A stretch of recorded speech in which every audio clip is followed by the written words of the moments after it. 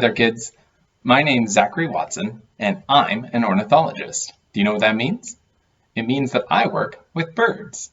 It comes from the word ornis, which means birds, and the word logos, which means thought, which makes sense because I think a lot about birds.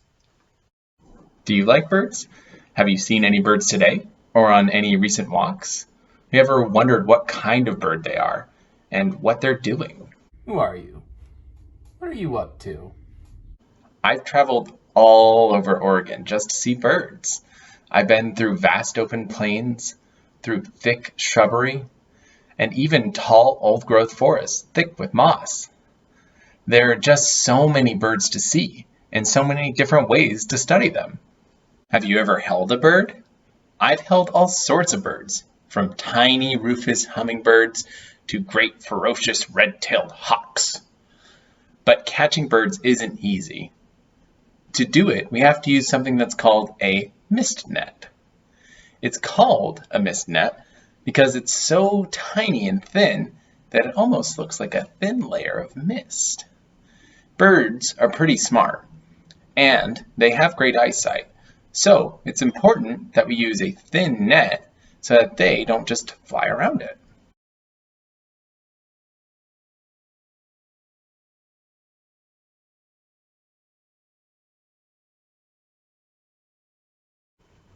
These nets stretch between two poles, kind of like a volleyball net.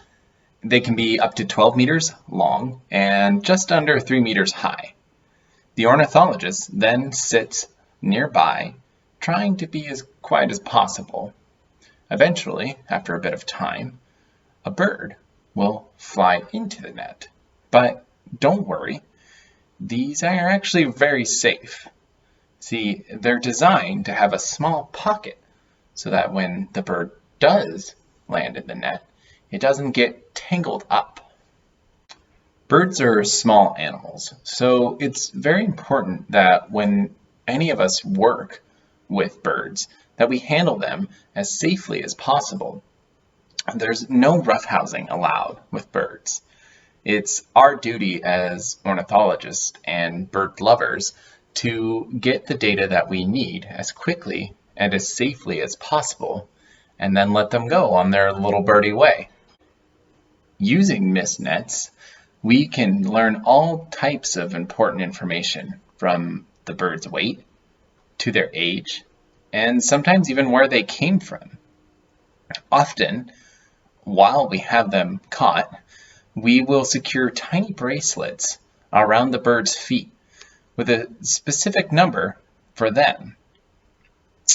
That way, if we ever catch them again, we can tell who they are. Scientists have been working together for so long that we have information of flight paths and even specific birds from all over the world. You might be thinking, where do we catch these birds? Birds like to be heard, so they like to gather in places away from noisy humans. Since they can fly, they can go almost anywhere, and they usually prefer somewhere pretty remote. They also have a different schedule than most of us.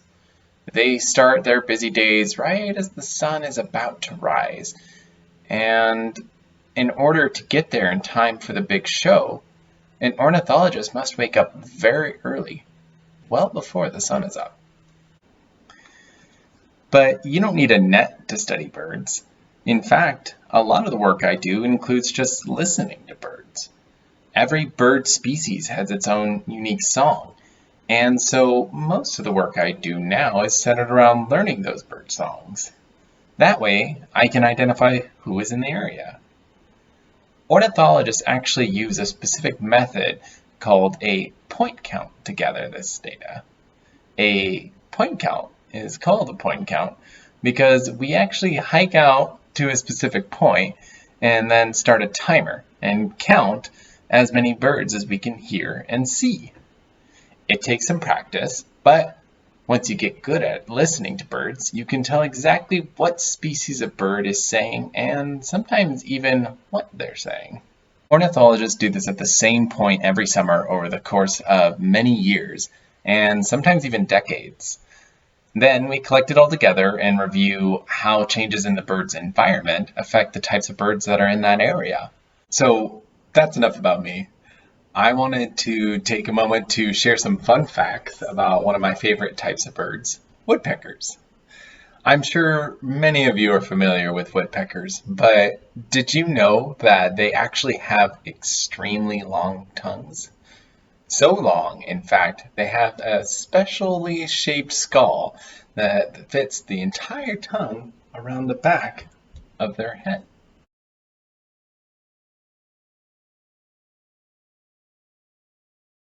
My favorite woodpecker is probably the pileated woodpecker.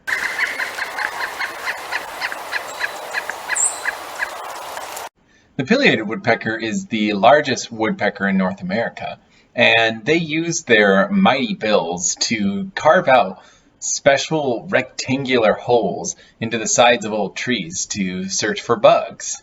Their holes are actually so big that they're so loud that they actually attract other birds to join in on the squishy feast. Have you ever heard of an acorn woodpecker?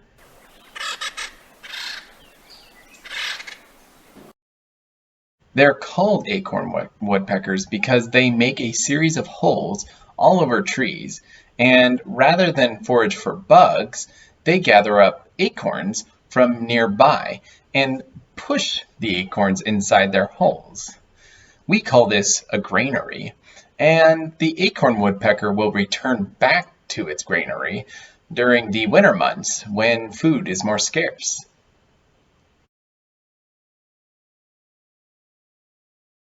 Finally, here's one that you may have seen before, the northern flicker.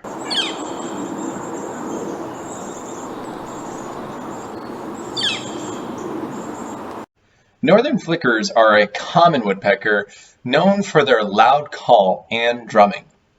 In fact, northern flickers like to be so loud that they'll often use the loudest thing around them, metal, like metal vents, boxes, and whatever else they can get their beaks on.